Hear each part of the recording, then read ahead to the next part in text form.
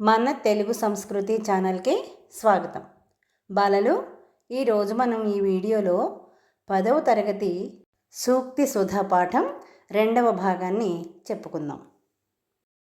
మానవుడు ఎన్ని చదువులు చదివి ఎంత పాండిత్యం గడించినా, పెద్దల మాటలు ఎన్ని విన్నా పాప పంకిలల్లో పడిపోక సచ్చీల సంపన్నుడైనప్పుడే ఉన్నతుడవుతాడంటాడు అన్నమాచార్యులు. అంటే ఎన్ని చదువులు చదివినా, ఎంత జ్ఞానం సంపాదించినా, పెద్దలు చెప్పిన మాటలు ఎన్ని విన్నా సరే పాప పంకిలంలో అంటే పాపం అనేటటువంటి బురదలో పడిపోకుండా సచ్చీల సంపన్నుడై మంచి శీలాన్నే సంపదగా కలిగినవాడైనప్పుడే ఉన్నతంగా ఉంటాడు, ఉన్నతుడవుతాడు, గొప్పవాడవుతాడు అని చెప్పి అన్నమాచార్యులు అంటున్నారు. ఇవి మనందరికీ తెలిసిన సంగతులే. అయినా సరే మనకి తెలిసినా కూడా తప్పు చేస్తున్నాం. అది తప్పు అని తెలిసి మానుకుంటే తప్ప ప్రయోజనం లేదు అంటారు అన్నమాచార్యులు. అది తప్పు అని తెలిసినప్పుడు మనం దాని జోలికి ఇంకా వెళ్ళకూడదు. అలా అయితేనే తప్పు తెలుసుకున్న వాళ్ళము అవుతాము. తప్పు తెలుసుకుని అదే తప్పు మళ్ళీ మళ్ళీ చేయటం వలన ఎలాంటి ఉపయోగము లేదు అని అన్నమాచార్యులు చెప్తున్నారు. ఈ భావనని క్రింది విధంగా మనకి చెప్పారు. బాలలు, ఇక్కడ ఒక చిన్న విషయాన్ని మీరు గమనించాలి. నాకు సంగీత పరిజ్ఞానం లేదు, కానీ మీకు అర్థమయ్యేలాగా చెప్పడానికి ప్రయత్నిస్తాను. అన్నమాచార్యులు గారు కీర్తనలో ఏం చెప్పారో చూడండి.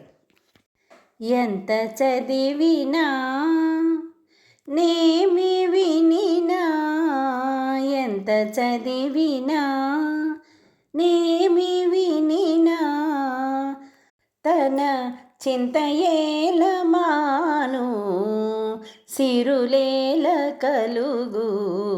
ఎంత చదివినా నేమి వినినా, తన చింతయేల మాను సిరులేల కలుగు. ఎంత చదివినా ఇతర దూషణములు ఎడసినగాక, మతి చంచలము గొంతమానినగాక.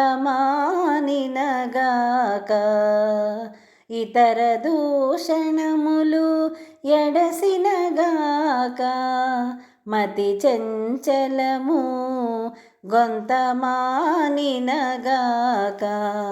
గతియేల కలుగు, గతియేల కలుగు, దుర్గతులేల మాను.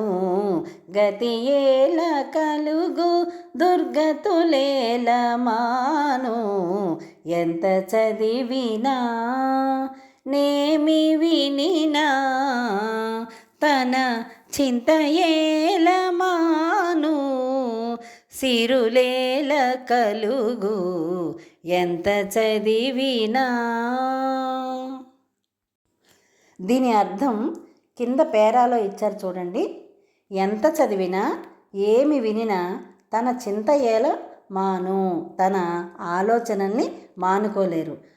సిరులేల కలుగు, సిరులు ఎలా కలుగుతాయి అంటే సంపదలు ఎలా సిద్ధిస్తాయి. ఇతర దూషణములు ఎడసినగాక, ఇతరులను దూషించడం అంటే పరనింద అనేది పనికిరాదు.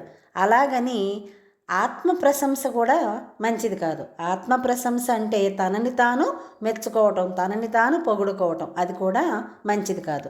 మనలో ఎన్ని దోషాలున్నా ఇతరుల్ని దూషించటం అనేది మానవుని యొక్క సహజమైన గుణం. అది తప్పు. బుద్ధి స్థిరంగా ఉండటం అనేది చాలా అవసరం. నిమిష నిమిషానికి మతి చెలించే తత్వం మంచిది కానే కాదు. ఈ మంచిని పెంచుకుంటేనే మానవులకు సద్గతి కలుగుతుంది అని అన్నమాచార్యుల యొక్క ప్రబోధం. సద్గతి అంటే ఉత్తమ గతి లేదా మోక్షం. మంచిని ఎప్పుడైతే మనం పెంచుకుంటామో అప్పుడు మాత్రమే మోక్షం కలుగుతుంది అని అన్నమాచార్యుల వారు బోధిస్తున్నారు. ఈ భావనని కింది సంకీర్తనలో మనం చూడవచ్చు.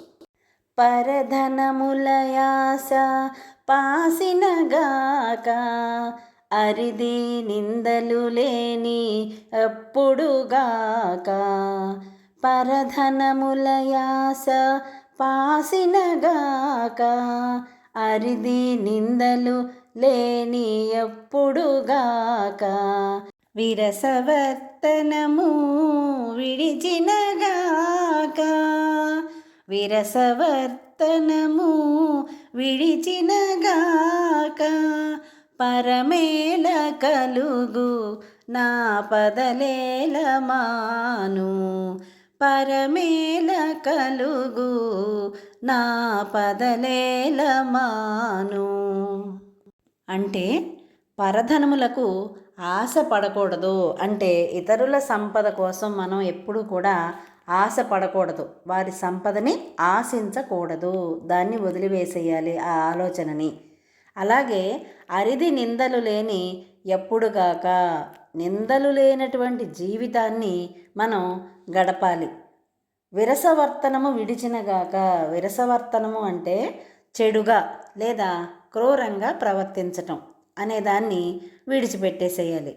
అవి విడిచిపెట్టకపోతే పరమేల కలుగు ఇహము పరము అంటారు. ఇహము అంటే ఈ లోకంలో అనుభవించటం, పరము అంటే పై లోకంలో అనుభవించటం అని అర్థం. పరమేల కలుగు అంటే ఇవన్నీ వదిలేయకపోతే ఏవన్నీ ఇతరుల ధనాన్ని ఆశించటం అనేదాన్ని వదిలేసేయాలి. నిందలు లేని జీవితాన్ని గడపాలి.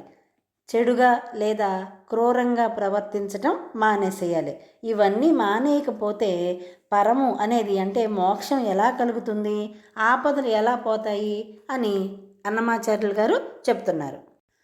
పరధనాపేక్ష పనికిరాదు అన్నారు అన్నమయ్య. ఈనాడు సమాజంలో మనం ఎందరినో చూస్తున్నాం. ఏం చూస్తున్నాం? సులభధనం కావాలి, కష్టపడకుండా సులభంగా ధనాన్ని సంపాదించేసేయాలి, కష్టం లేకుండా ధనం సంక్రమించాలి అంటే వచ్చేయాలి. ప్రాణాపాయం ఉంటే ఉండవచ్చుగాక, ప్రాణానికి ప్రమాదం ఉన్నా సరే అయినా దోపిడీ మూలంగా సంపాదిస్తున్నారు. దోపిడీలు చేసైనా సరే డబ్బుని సంపాదిస్తున్నారు.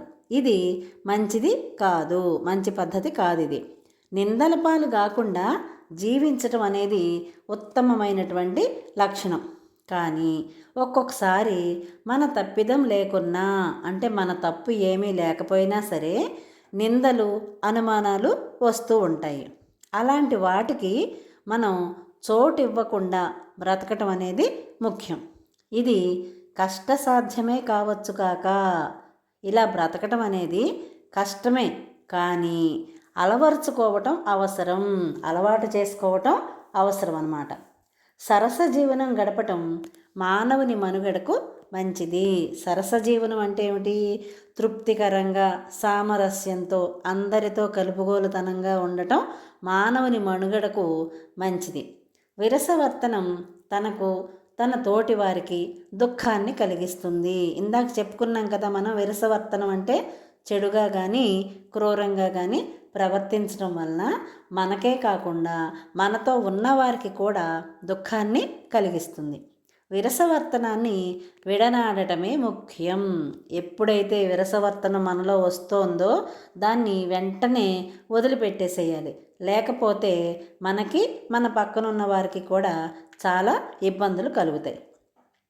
ఈ మంచి లక్షణాలు కలిగినప్పుడే జీవితం సుఖమయం అవుతుంది. మంచి లక్షణాలు, చెడ్డ లక్షణాలని వదిలేయటమే మంచి లక్షణం. అవన్నీ కలిగినప్పుడే మన జీవితం సుఖంగా జరుగుతుందన్నమాట. అది ఒక వ్యక్తికి మాత్రమే కాదు, సమాజానికి అంతటికీ ఉపకరిస్తుంది. ఆ విరసవర్తనాన్ని వదిలేసేయటం, మంచి లక్షణాలని కలిగి ఉండటం, ఇది ఒక వ్యక్తికి మాత్రమే కాకుండా సమాజానికి అంతటికీ కూడా మేలు చేస్తుంది. ఇలాగా అన్నమాచార్యులు నీతిని చక్కని తేట తెలుగు మాటలలో అచ్చమైనటువంటి స్వచ్ఛమైనటువంటి తెలుగు భాషలో చెప్పి అందరికీ ప్రబోధిస్తున్నారు. ఇది అన్ని కాలాల వారికి అందరికీ ఉపకరించేటటువంటి విషయం. కులము, జాతి, మతము వీటికి ఏనాడు ప్రాధాన్యం లేదు. ఎప్పుడూ కూడా ఈ 3 విషయాలకి ప్రాధాన్యత అనేది ఇవ్వకూడదు. అయితే స్వార్థపరులు ఏం చేస్తున్నారు?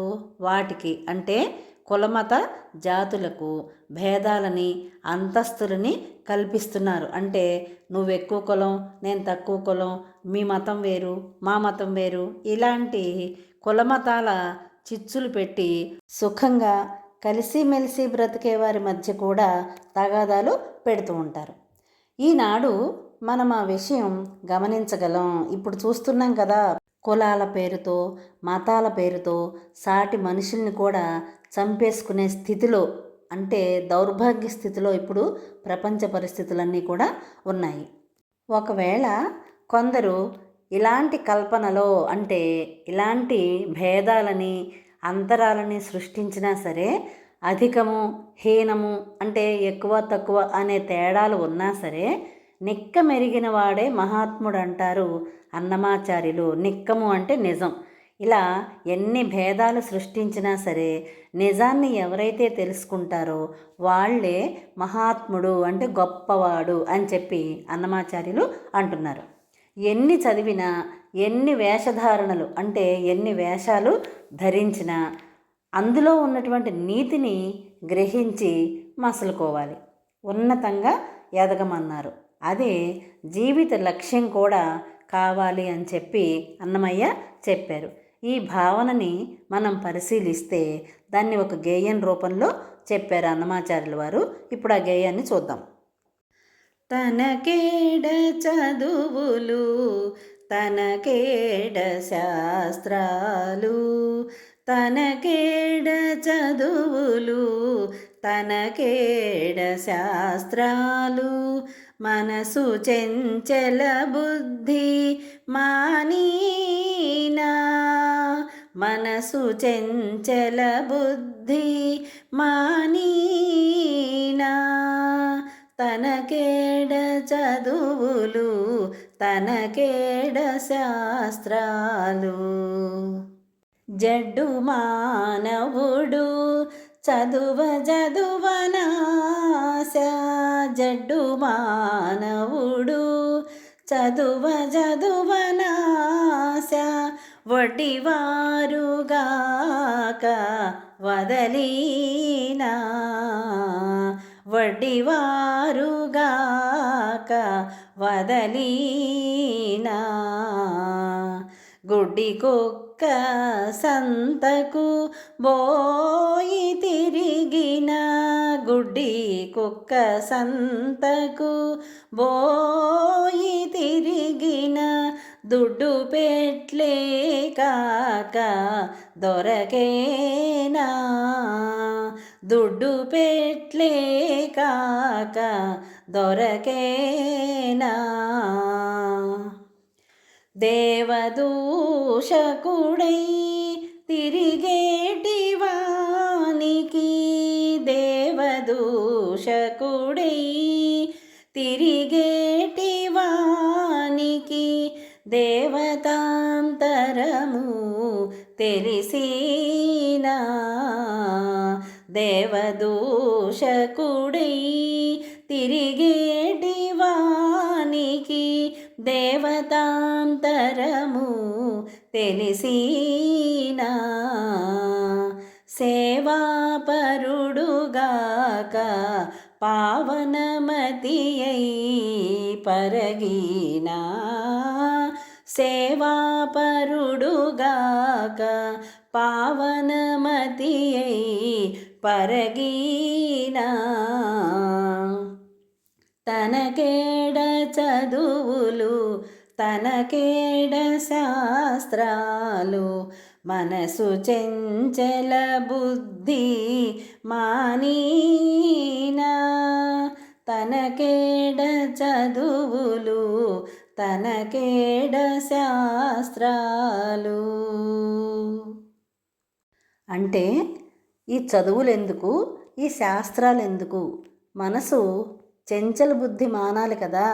అది మానలేనప్పుడు ఈ చదువులు శాస్త్రాలు కూడా అనవసరం. జడ్డు మానవుడు చదువా, ఆశ అంటే జడ్డు మానవుడు అంటే ఏంటి ఇక్కడ అర్థం? తెలివి తక్కువ వాడు లేదా తెలివిహీనుడైనటువంటి మానవుడు చదువుకోగా వాడికి ఆశ పెరుగుతుంది. వడ్డీవారు అంటే ఆశ పెరుగుతుంది కదా, వడ్డీలకి డబ్బులు ఇస్తారు. వాళ్ళు ఏం చేస్తారో ఆశతోటి ఎక్కువ డబ్బులు వస్తాయనే కదా. అలా ఆశ పెరుగుతుంది తప్ప ఎలాంటి ప్రయోజనము కూడా లేదు. అలాంటి పెద్ద చదువులు చదువుకున్న వాళ్ళు దురాశతో సంఘానికి చేటు కూడా కీడు కూడా చేస్తున్నారు. గుడ్డి కుక్క సంతకు వెళ్ళి అంతా తిరిగిందనుకోండి, ఏమవుతుంది? దుడ్డు పెట్లే అంటే కర్ర దెబ్బలు. దానికి సంతంతా తిరిగినా సరే కర్ర దెబ్బలు తప్ప ఇంకేమైనా దొరుకుతాయా? దొరకవు కదా. దేవదూషకుడై తిరిగేటి వానికి అంటే దైవాన్ని దూషిస్తూ తిడుతూ తిరిగేవాడికి దేవతల లోపల ఉండేది అంటే దేవతల లోపల ఉండే లోతు కానీ వాళ్ళ యొక్క గొప్పతనం కానీ వాళ్ళ యొక్క ఉన్నత స్థితి కానీ తెలుస్తుందా అంటే తెలియదు అని అర్థం. అందుకనే సేవాపరుడుగాక పావనమతి అయి పరగీనా. సేవాపరుడు అంటే ఇతరులకి సేవ చేసి వాళ్ళకి బానిసగా ఉండే కంటే వెంకటేశ్వర స్వామికి అంటే అన్నమయ్య ఎవరి మీద ఎక్కువ రచనలు చేశారు? వెంకటేశ్వర స్వామి మీద రచనలు చేశారు. అందుకని దేవతలలో ఉన్నదాన్ని తెలుసుకోవాలి, దేవదూషణ అనేది చెయ్యకూడదు.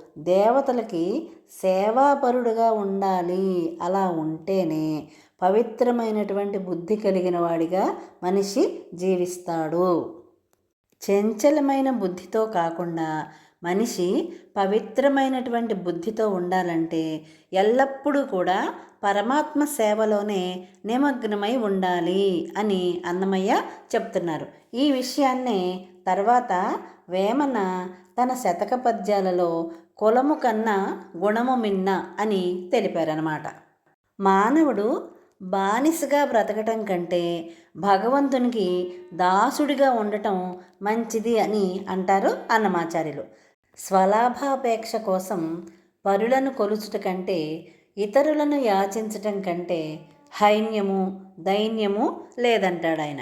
స్వలాభాపేక్ష అంటే సొంత లాభాన్ని ఆశించి ఇతరులను సేవించటం కంటే, కొలుచుట కంటే, ఇతరులను యాచించటం కంటే అంటే వాళ్ళ దగ్గరికి వెళ్ళి అడగటం అన్నమాట. ఏదైనా అడగటం కంటే దానికంటే మించినటువంటి హీనత్వము దీనత్వము వేరొకటి లేదు అని చెప్పి అన్నమయ్య చెప్తున్నారు.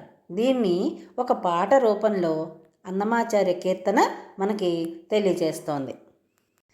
చీచీ నరులదేటి జీవనము కాచుక శ్రీహరి నీవే కరుణింతుగాక.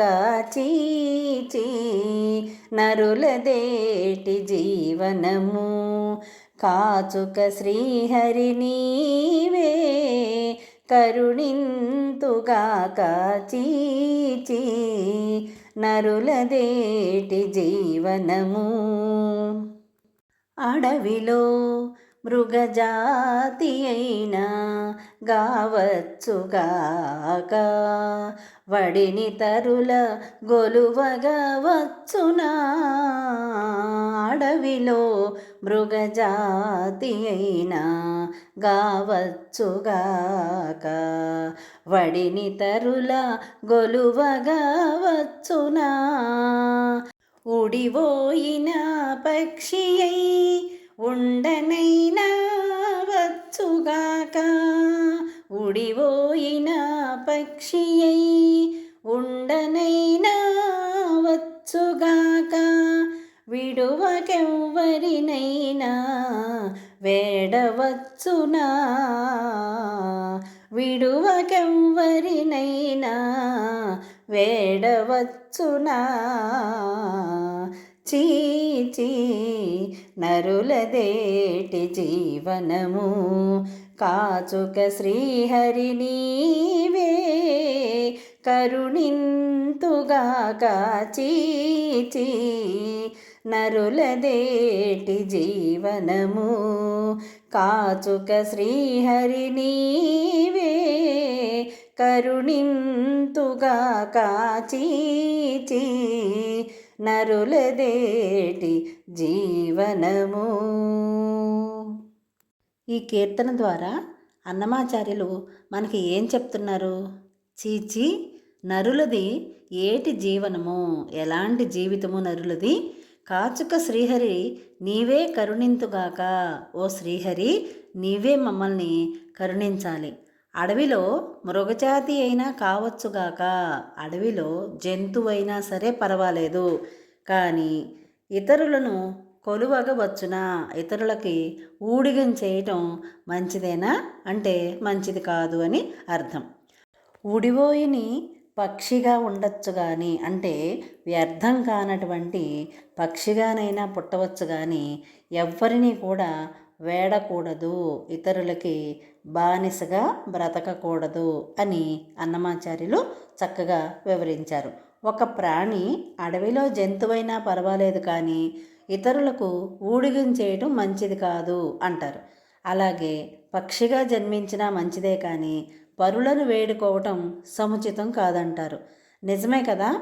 గరుత్మంతుడు తన బానిసత్వం, అంటే తన తల్లికి తనకి ఉన్నటువంటి బానిసత్వం నుంచి బయటపడటానికి చేసిన ప్రయత్నం ఎంతటిదో మనందరికీ తెలుసు.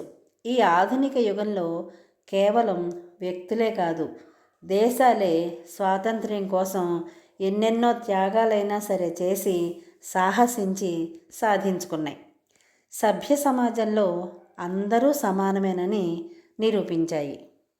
అయినా కొన్ని స్వార్థపర శక్తులు సమాజాన్ని పీడిస్తూనే ఉన్నాయి. అంటే స్వార్థంతో కూడినటువంటి మనుషులు సమాజంలో ఉన్నటువంటి మిగిలిన వారిని బాధ పెడుతూనే ఉన్నారు. కానీ భగవంతుని సృష్టిలో మాత్రం ఎలాంటి హెచ్చు తక్కువలు లేవు. దేవుడు మాత్రం అందరినీ సమానంగానే సృష్టించాడు. కానీ మధ్యలో వచ్చినటువంటి మానవులు భేదాభిప్రాయాలని, కులమతాలని, జాతులని, ప్రాంతీయ తత్వాలని, రకరకాల భేదాభిప్రాయాలని తీసుకొచ్చారు. తర్వాత అందరూ సమానమే అనే భావాన్ని అన్నమయ్య ఈ కింది విధంగా చెప్పాడు. నిండార రాజు నిద్రించు నిద్రయునొకటే, అండనే బంటు నిద్ర అదియునొకటే. నిండార రాజు నిద్రించు నిద్రయునొకటే, అండనే బంటు నిద్ర అదియునొకటే. దినమహోరాత్రములు తెగిధనాఢ్యునకొకటే, వనర నిరుపేదకును ఒకటే అవియు.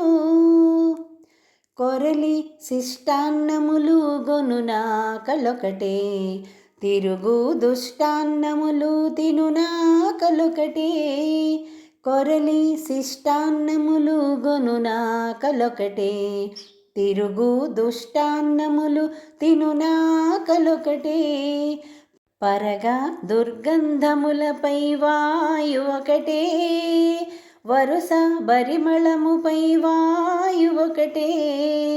పరగా దుర్గంధములపై వాయు ఒకటే, వరుస పరిమళముపై వాయు ఒకటే. కడగి ఏనుగు మీద గాయు ఎండొకటే, పుడమి సునకము మీద బొలయు నెండొకటే. కడగి ఏనుగు మీద గాయు ఎండొకటే, పుడమి సునకము మీద పొలయు నెండొకటే అని తెలిపినటువంటి అన్నమాచార్యుల వారి సర్వసమానత్వ భావం ఈనాడు ఎంతైనా అవసరం. ప్రస్తుత పరిస్థితుల్లో సర్వసమానత్వ భావం అనేది చాలా అవసరం. ఇక్కడ ఏం చెప్తున్నాడు ఈయన? నిండార రాజు నిద్రించు నిద్రయ్య ఒకటే అంటే రాజుగారు నిద్రించేటటువంటి నిద్ర ఒకటే, అండనే బంటు నిద్ర అదియునొకటే. ఆయనకి సమీపంలో నిద్రపోయేటటువంటి బంటు నిద్ర కూడా ఒకటే. రాజు నిద్ర అయినా బంటు నిద్ర అయినా ఒకటే. బంటు అంటే సేవకుడు అని అర్థం. అలాగే దినము అహోరాత్రములు, రోజులో ఉండేటటువంటి పగలు రాత్రి ధనార్జునికి ఒకటే, అంటే ధనవంతుడికి ఒకటే, ఏడ్చి శోకించేటటువంటి విలపించేటటువంటి నిరుపేదకి కూడా ఒకటే. పగలు రాత్రికి ఎలాంటి తేడాలు ఉండవు. అలాగే శిష్టాన్నములు అంటే ఏంటి? రుచికరమైనటువంటి ఆహారం. దుష్టాన్నము అంటే రుచి లేనటువంటి ఆహారం. రుచికరమైన ఆహారం, రుచి లేని ఆహారం, ఈ రెండు తినేటటువంటి ఆకలి ఒకటే. ఒక మనిషికి ఆకలి వేసిందనుకోండి, ఆ ఆహారం రుచిగా ఉందా లేదా అనేది కూడా చూడడు. అందుకే మన పెద్దవాళ్ళు నిద్ర సుఖం ఎరగదు, ఆకలి రుచి ఎరగదు అని చెప్తూ ఉంటారు. ఇలా రుచికరమైన ఆహారం తిన్నా, రుచి లేని ఆహారం తిన్నా ఆకలి మాత్రం అందరికీ ఒకటే. అలాగే దుర్గంధము అంటే చెడు వాసన, పరిమళము అంటే సువాసన, మంచి వాసన అని అర్థం. ఈ సుగంధం కానివ్వండి, దుర్గంధం కానివ్వండి, అన్ని చోట్లకి ఒకే రకంగా వ్యాప్తి చెందుతుంది. దానికి పేద గొప్ప హెచ్చుతగ్గులు ఇలాంటి భేదాలు ఏమీ కూడా లేవు అని అర్థం. తర్వాత ఏనుగు మీద కాయు ఎండొకటే, కడగి ఏనుగు మీద కాయు ఎండొకటే అంటే సూర్యభగవానుడు ప్రతి దాని మీద కూడా సమానంగానే తన యొక్క వెలుతురుని, వెలుగుని, సూర్యరశ్మిని ప్రసరింపచేస్తాడు. ఏనుగు మీద ఒక రకంగా, శునకము అంటే కుక్క మీద ఒక రకంగా ప్రసరింప చేయడు కదా. ఇక్కడ కూడా ఏనుగు మీద కాసే ఎండ, కుక్క మీద కాసే ఎండ రెండు ఒకటే, ఏ మాత్రం భేదం లేదు అనేటటువంటి సర్వసమానత్వ భావం, అంటే అందరూ సమానమే అనేటటువంటి భావాన్ని ఈ గేయం ద్వారా, ఈ కీర్తన ద్వారా మనకి అన్నమాచార్యులు గారు ప్రబోధిస్తున్నారు. ఇంకొక చిన్న విషయం, ఇప్పుడు మనం చెప్పుకున్నటువంటి ఈ గేయం, ఈ కీర్తన ఉంది కదా, ఇది సినిమాలో కూడా పెట్టడం జరిగింది. తందనానాహి తందనానా పురే తందనానా భళ తందనానా అనేటటువంటి పల్లవితోటి ఈ పాటని సినిమాలో పెట్టారు. మానవులకు ఏ పనిలోనైనా ఆత్మ పరిశీలన ముఖ్యమంటాడు అన్నమాచార్యులు. ఆత్మ పరిశీలన అంటే ఏమిటి? తనకి తాను పరిశీలన చేసుకోవటం. ఎప్పుడు మనం ఎదటి వాళ్ళని పరిశీలించటం పైనే దృష్టిని సారిస్తాం, కానీ మనల్ని మనం పరిశీలించుకోం. కానీ అన్నమాచార్యులు అదే చెప్తున్నారు, మనల్ని మనం పరిశీలించుకోవాలి. ఏ పని చేసినా నేను చేసేది మంచా కాదా అనేది ఆత్మ పరిశీలన చేసుకోవాలి. ఏదైనా మనం సాధించినప్పుడు అది మన విజయంగానే భావించి చాలా గర్వపడతాం. ఏదైనా ఒక పనిని మనం చేయటం మొదలుపెట్టామనుకోండి, ఆ పనిలో విజయం సాధించినప్పుడు అబ్బా నేనే బాగా చేశాను, అందుకనే ఇది సాధించగలిగాను అని చాలా గర్వపడతాం. కానీ ఓటమి కలిగినప్పుడు మాత్రం, తలచిన పని సాధించలేనప్పుడు మాత్రం ఇతరులను నిందిస్తాము. అదేదైనా పని పాడైపోయిందనుకోండి, సరిగ్గా అవ్వలేదనుకోండి, మనం అనుకున్నట్లుగా జరగలేదనుకోండి, అప్పుడు ఏమంటాం? ఇదంతా నీ వల్లే జరిగింది అని ఇతరుల్ని నిందిస్తాం. కానీ ఇది మంచిది కాదు. దేనికైనా సరే మానవ ప్రయత్నం తప్పదు. గాలిలో దీపం పెట్టి దేవుడా నీదే భారం, నువ్వు ఉంటే ఈ దీపం కొండెక్కకూడదు అని అనటం అనేది మంచి పద్ధతి కాదు కదా. మన ప్రయత్నం ఏదో మనం చెయ్యాలి. పరీక్షల్లో మనకు ఎక్కువ మార్కులు రావాలి అంటే ఏం చేయాలి? ఉపాధ్యాయులు ఎంత బాగా చెప్పినా పిల్లలు చదవకపోతే పరీక్షలో మార్కులు రావు కదా. చదివితేనే రాయగలుగుతారు, రాస్తేనే మార్కులు వస్తాయి. అందుకనే మన ప్రయత్నం మనం ఖచ్చితంగా చేయాలి. కానీ ఫలించినంతనే గర్వించరాదు. ఆ పనిలో మనం ఫలించినంతనే, విజయం సాధించినంతనే మనం గర్వపడకూడదు. అన్నమాచార్యులు ఈ విషయాన్ని చక్కగా వివరించాడు. అలాగే మానవ సహజమైనటువంటి ఈర్ష్య, ద్వేషం, అసూయ మొదలైనటువంటి ఈ అవలక్షణాలన్నింటినీ కూడా వదిలేయాలి. అంటే మనలో ఉన్నటువంటి ఈ దుర్గుణాలని, చెడు గుణాలని వదిలిపెట్టేసేయాలి. చూడండి, మనలో ఉన్న దుర్గుణాల్ని మనం గణించము, అంటే లెక్క చెయ్యం. ఇతరులను మాత్రం దూషిస్తాం, వాళ్ళని తిడుతూ ఉంటాం, నిందలు వేస్తాం, వాళ్ళ మీద ద్వేషిస్తాం, ద్వేషాన్ని పెంచుకుంటాం.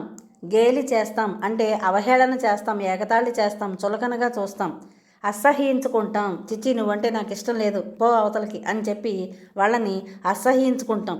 అసూయ పడతాం. మనకి లేనిది అవతల వాళ్ళ దగ్గర ఉంటే వాళ్ళను చూసి అసూయ పడుతూ ఉంటారు చాలామంది. ఇవన్నీ కూడా దుర్గుణాలే. ఆత్మ పరిశీలన చేసుకుంటే వీటికి చోటు లేదంటాడు అన్నమాచార్యులు. ఎవరైతే ఆత్మ పరిశీలన చేసుకుంటారో అలాంటి వాళ్ళ మనసులో వీటికి చోటు అనేది లేదు అని అన్నమాచార్యులు చెప్తున్నారు. ఈ విషయాన్నే కింది విధంగా కీర్తన రూపంలో మనకి చెబుతున్నారు, వినండి. చదివితి తొల్లి కొంత, చదివేనింకా కొంత, చదివితి తొల్లి కొంత, చదివేనింకా కొంత, ఎదిరి నన్నెరుగను ఎంతైననయ్యో, ఎదిరి నన్నెరుగను ఎంతైననయ్యో, చదివితి తొల్లి కొంత, చదివేనింకా కొంత. వరుల దూషింతుగాని ఒక మారైనా, వరుల దూషింతుగాని ఒక మారైనా, దురిత కర్మములను దూషించను. ఒక మారైనా దురిత కర్మములను దూషించను. చదివితి తొల్లి కొంత, చదివేనింకా కొంత, ఎదిరి నన్నెరుగను ఎంతైననయ్యో, చదివితి తొల్లి కొంత, చదివేనింకా కొంత. ఆకడ బుద్ధులు చెప్పి అన్యుల బోధింతుగాని, తేకువ నాలోని హరి తెలుసుకోలేను. ఆకడ బుద్ధులు చెప్పి అన్యుల బోధింతుగాని, తేకువ నాలోని హరి తెలుసుకోలేను. ఇతరుల దుర్గుణము పెంచి ఎంచిరోతుగాని, ఇతరుల దుర్గుణము పెంచి ఎంచిరోతుగాని,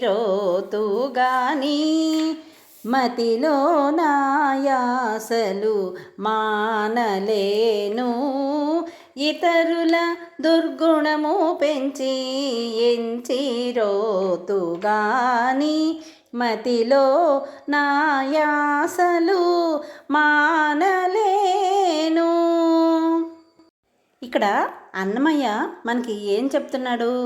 చదివితి తొల్లి కొంత, మొదట్లో నేను కొంత చదువుకున్నాను, ఇంకా ఇప్పుడు కూడా ఇంకా చదువుకుంటున్నాను. ఎదిరి నన్నెరుగను ఎంతైననయ్యో. ఎదిరి అంటే విరోధి లేదా శత్రువు అని అర్థం. నన్నెరుగను అంటే నాలో ఉన్నటువంటి శత్రువు గురించి కొంచెం కూడా నేను తెలుసుకోలేకపోతున్నాను అయ్యో అని అంటున్నాడు.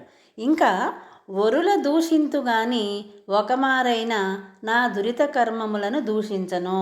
వరులు అంటే ఇతరులు, ఇతరులని నేను దూషిస్తున్నాను కానీ నాలో ఉన్నటువంటి చెడు గుణాలని, చెడు పనులని నేను దూషించను.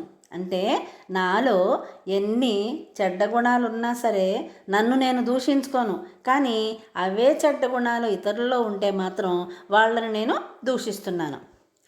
ఆకడ అంటే అక్కడ బుద్ధులు చెప్పే అన్యుల బోధింతు కానీ, ఇతరులకి అన్ని బుద్ధులు నేను చెప్తున్నాను కానీ, తేకువ అంటే మేల్కొని నాలోని హరిని తెలుసుకోలేను. నాలో ఉన్నటువంటి దైవత్వాన్ని, దేవుడిని నేను తెలుసుకోలేకపోతున్నాను లేదా గుర్తించలేకపోతున్నాను. అందరికీ బుద్ధులు చెప్తున్నాను కానీ నేను మాత్రం బుద్ధి తెచ్చుకుని నాలో ఉన్నటువంటి దేవుడిని నేను తెలుసుకోలేకపోతున్నాను.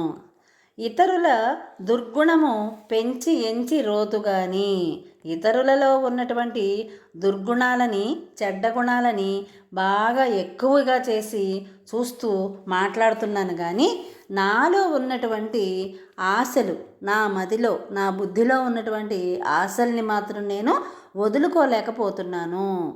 అంటే ఏవైనా సరే నాలో ఉంటేనేమో నేను అవి మానలేకపోతున్నాను, అవే చెడ్డ గుణాలు ఇతరులలో ఉంటే మాత్రం నేను వాళ్ళని ద్వేషిస్తున్నాను, వాళ్ళని చులకనగా చేసి మాట్లాడుతున్నాను అని అన్నమయ్య చెప్తున్నాడు.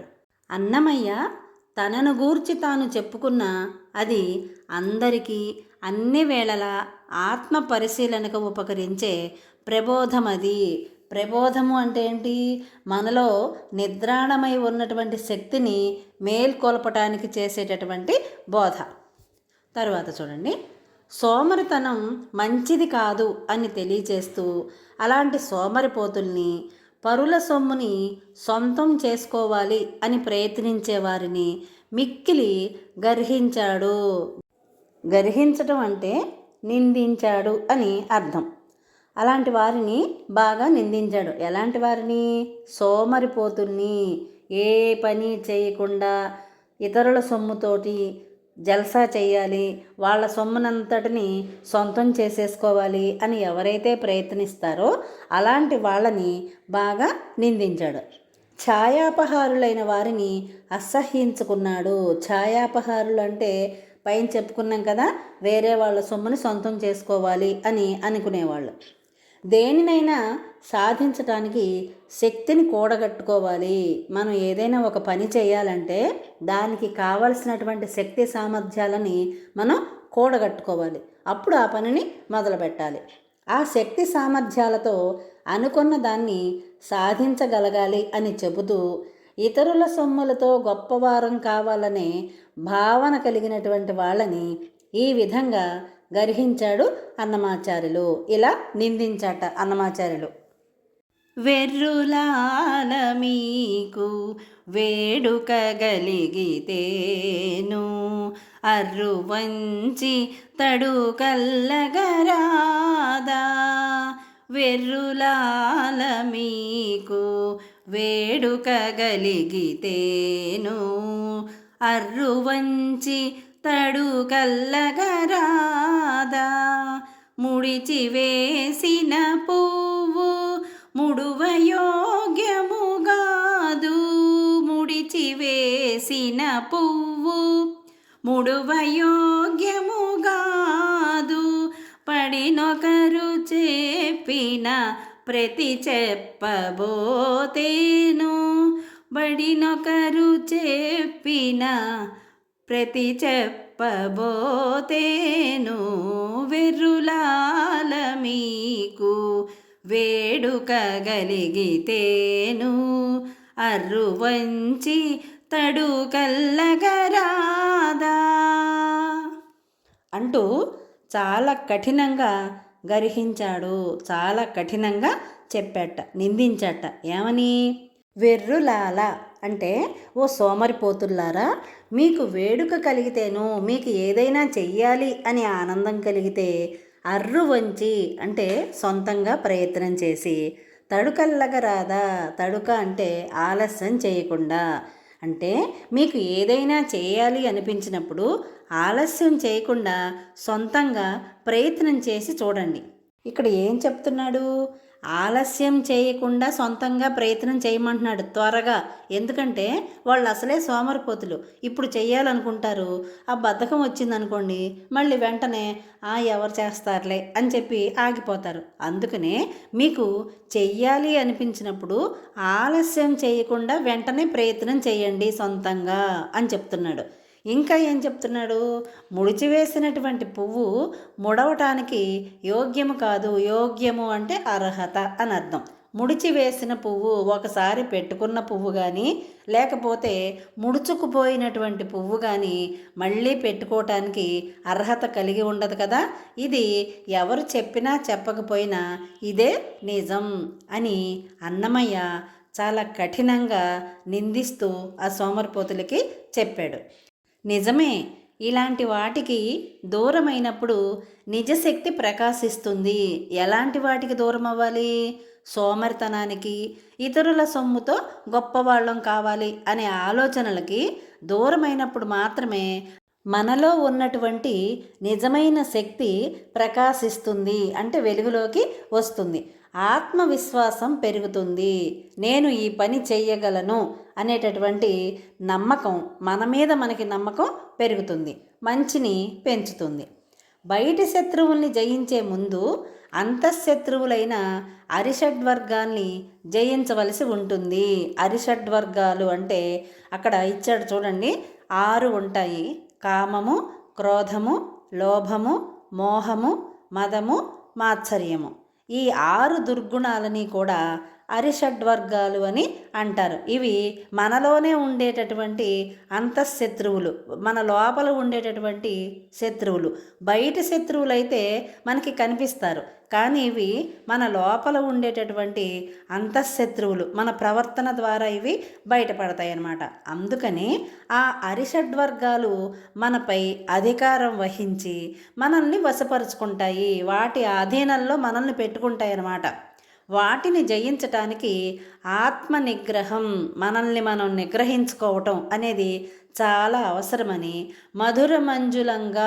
మధురంగా చాలా సుకుమారంగా సున్నితంగా ఈ కీర్తనలో అన్నమాచార్యులు వివరించారు. చూడండి. కాయమనే ఊరికి కంతలు 9 ఆయా, పాయక తిరిగాడేరు పాపపు తలారులు. కాయమనే ఊరికి కంతలు 9 ఆయా, పాయక తిరిగాడేరు పాపపు తలారులు. కాముడని ఎడిరాజు గద్దె మీదనుండగాను, దీముగోపపు ప్రధాని దిక్కులేని, కోమలపు జ్ఞానమెల్లా కొల్లబోయనాడనాడా, గామడులైరింద్రియపు కాపులెల్లా నిదివో, చిత్తమనే దళవాయి చింతలనే పౌజు వెట్టి, ఇత్తల విషయములు ఎన్నికిచ్చిరి, తుత్తుమురై కోరికల దొండెమురేగజొచ్చే, జొత్తుల వెరగుపడి చూచి బుట్టుగులు. తుత్తుమురై కోరికల దొండెమురేగజొచ్చే, జొత్తుల వెరగుపడి చూచి బుట్టుగులు. కాయమనే ఊరికి కంతలు 9 ఆయా, పాయక తిరిగాడేరు పాపపు తలారులు. కాయమనే ఊరికి కంతలు 9 ఆయా. ఈ కీర్తనకి అర్థం ఏమిటంటే, కాయమనే ఊరికి కంతలు 9 ఆయా. కాయము అంటే మన శరీరం.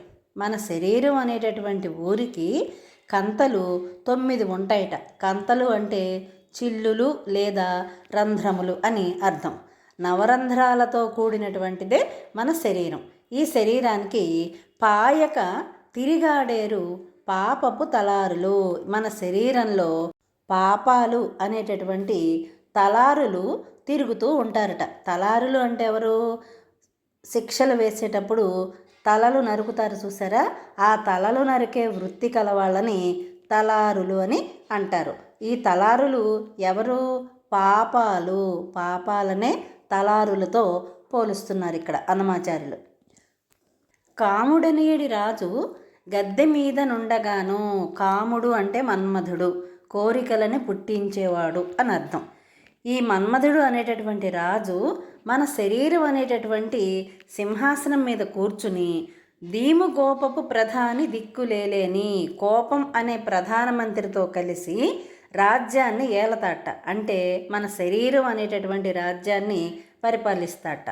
కోమలపు జ్ఞానమెల్లా కొల్లబోయ నాడనాడ, కోమలమైనటువంటి జ్ఞానధనాన్ని ఇంద్రియాల నుంచి కొల్లగొట్టేస్తాట. అంటే మన శరీరంలో ఉన్నటువంటి జ్ఞానాన్ని, ఇంద్రియ జ్ఞానాన్ని అన్నిటినీ కూడా కొల్లగొట్టేస్తాట. చిత్తమనే దళవాయి చింతలనే పౌజు పెట్టి, చిత్తము అంటే ఇక్కడ మనసు అని అర్థం, హృదయము మనసు అని అర్థం. మనసు అనేటటువంటి సేనాధిపతి చింతలు అనే సైన్యాన్ని విషయలోలురుగా చేశాట. విషయలోలురు అంటే ఏమిటి? అన్ని విషయాల మీద కోరికలు కలగటం, విషయలోలత్వము అంటారు దాన్నే. అలా కోరికలు కలిగేలాగా విషయలోలురుగా చేస్తున్నారట. తుత్తుమురై కోరికల దొండెము రేగగజొచ్చే జొత్తుల వెరుగుపడి చూచి బుట్టుగులు అంటే మన శరీరంలో కోరికలు అనేటటువంటి బందిపోటు దొంగలు పెరిగిపోయారట. అంటే ప్రతిదాని మీద మనకి కోరికలు పెరిగిపోతున్నాయి.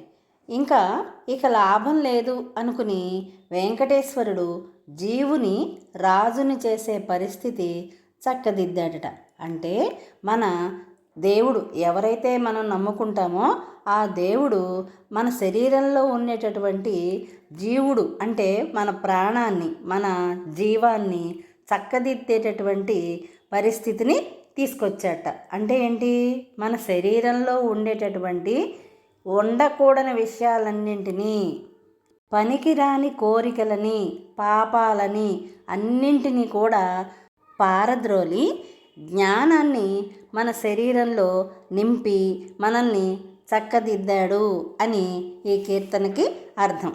ఇలా అంతఃశత్రువుల్ని అంటే అరిషడ్వర్గాలు అనేటటువంటి అంతఃశత్రువుల్ని జయించగలిగే శక్తి ఆ భగవంతుడు ఇచ్చి వాటికి అధిపతిని చేశాడట.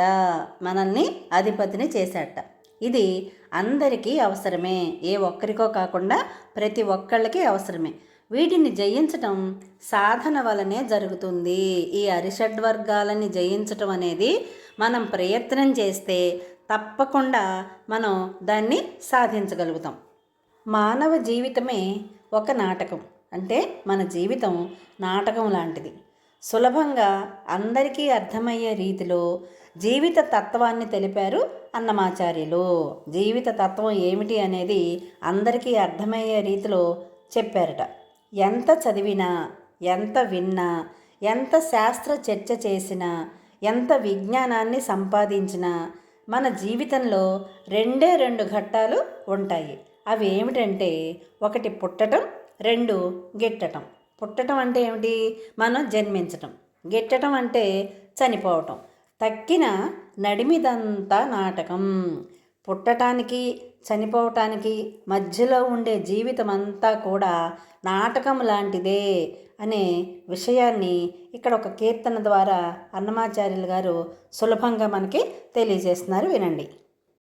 ఇన్నియూ చదువనేలా ఇంత వెదకనేలా, ఇన్నియూ చదువనేలా ఇంత వెదకనేలా, కన్ను తెరచుటొకటి కనుమూయుటొకటి, కన్ను తెరచుటొకటి కనుమూయుటొకటి, నానాటి బతుకు నాటకము కానక కన్నది కైవల్యము, నానాటి బతుకు నాటకము కానక కన్నది కైవల్యము, పుట్టుటయు నిజము పోవుటయు నిజము, పుట్టుటయు నిజము పోవుటయు నిజము, నటనడిమి పని నాటకము, నటనడిమి పని నాటకము, ఎట ఎదుట గలదీ ప్రపంచమును నడుమంత్రపు పని నాటకము ఎట్ట ఎదుట గలదీ ప్రపంచమును నడుమంత్రపు పని నాటకము తెగదు పాపమును తీరదు పుణ్యము నగి కాలము నాటకము తెగదు పాపమును తీరదు పుణ్యము నగి కాలము నాటకము ఇన్నియు చదువనేలా ఇంత వెదకనేలా కన్ను తెరచూటొకటి కనుమూయుటొకటి. ఈ కీర్తన ద్వారా అన్నమాచార్యుల వారు మనకి ఏమి ప్రబోధిస్తున్నారు? ఎన్ని చదివినా, ఎంత వెతికినా, ఎన్ని వినినా, ఎంత విజ్ఞానాన్ని సంపాదించినా మన జీవితంలో ఉండే రెండు ఘట్టాలు: కన్ను తెరవడం, కన్ను మూయటం.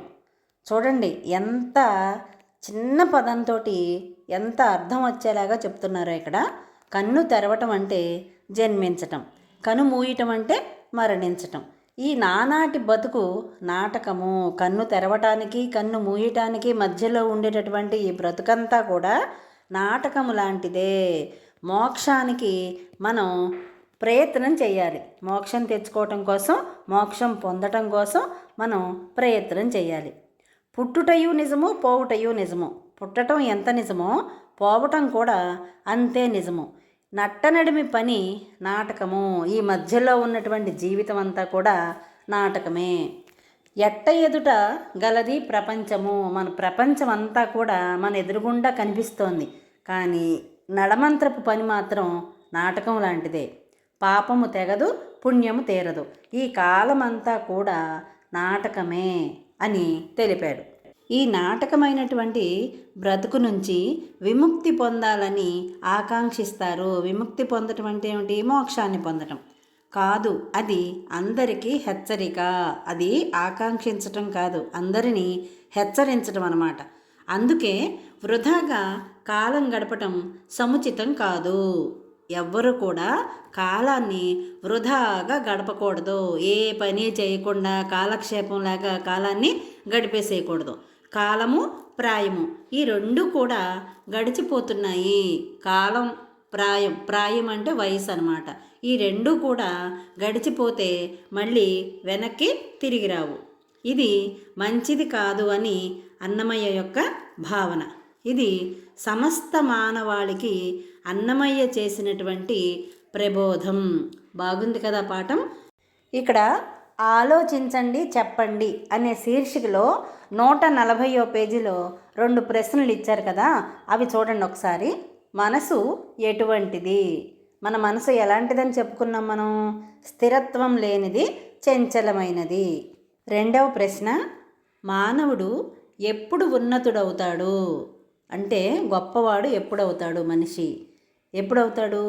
పాపాలు చేయకుండా ఉండాలి, సత్యాన్ని, ధర్మాన్ని, నీతిని పాటిస్తూ జీవించాలి. సచ్చీలంతో, సేవాభావంతో ఎప్పుడైతే మనిషి జీవిస్తాడో అప్పుడు ఉన్నత స్థానానికి చేరుకుంటాడు. 141వ పేజీలో ఉన్నటువంటి ప్రశ్నలు చూడండి. ఎటువంటి దుర్గుణాలను వదిలివేయాలి? ఎటువంటి దుర్గుణాలు అంటే చెడ్డ గుణాలు. ఏమేమి వదిలేయాలి? ఈర్ష్య, ద్వేషం, అసూయ, గర్వం, అహంకారం, ఇతరులని విమర్శించటం లేదా దూషించటం. ఈ దుర్గుణాలన్నింటినీ వదిలివేసేయాలి. తర్వాత ప్రశ్న, మానవులకు సద్గతి ఎప్పుడు కలుగుతుంది? సద్గతి అంటే ఏమిటి? ఉత్తమ గతి లేదా మోక్షం. ఎప్పుడైతే మనిషి దుర్గుణాలను వదిలేస్తాడో అప్పుడే అతనికి సద్గతి అనేది కలుగుతుంది. ఆ దుర్గుణాలు ఏమిటి? ఇందాక చెప్పుకున్నాం కదా, గర్వం, అహంకారం, ఈర్ష్య, ద్వేషం, అసూయ, ఇతరులని దూషించటం మొదలైన దుర్గుణాలన్నింటినీ కూడా వదిలేస్తే సద్గతిని పొందుతాడు. విన్నారు కదా? ఈ పాఠం ద్వారా మనం ఏమేమి నేర్చుకున్నాం? పరనింద చేయకూడదు, అంటే ఇతరుల్ని నిందించకూడదు. పరధనాపేక్ష కలిగి ఉండకూడదు, అంటే ఇతరుల ధనాన్ని మనం ఆశించకూడదు. సేవాభావంతో సచ్చీలంతో జీవించాలి. ఆత్మ పరిశీలన చేసుకుంటూ ఉండాలి, అదే ముఖ్యం. ఎప్పుడైతే మనం ఆత్మ పరిశీలన చేసుకుంటామో మనలో ఉన్నటువంటి దుర్గుణాలన్నీ కూడా పోతాయి. ఆత్మ ప్రశంస అనేది ఉండకూడదు, అంటే మనల్ని మనమే ప్రశంసించుకోవటం, మెచ్చుకోవటం, పొగుడుకోవటం ఇలాంటిది ఉండకూడదు. కేవలం ఆత్మ పరిశీలన మాత్రమే మనం చేసుకోవాలి. అప్పుడే మనం ఉత్తములుగా ఎదగటానికి అవకాశం ఉంటుంది. విన్నారు కదా, ఈ పాఠం ద్వారా మనం తెలుసుకున్నటువంటి మంచి మంచి విషయాల్ని ఆచరణలో పెట్టి మనం ఉన్నతంగా ఉత్తమ పౌరులుగా ఎదగటానికి నిరంతరం కృషి చేద్దాం. ఇలాంటి మరిన్ని వీడియోల కోసం చూస్తూనే ఉండండి మన తెలుగు సంస్కృతి ఛానల్. జై హింద్, జై భారత్.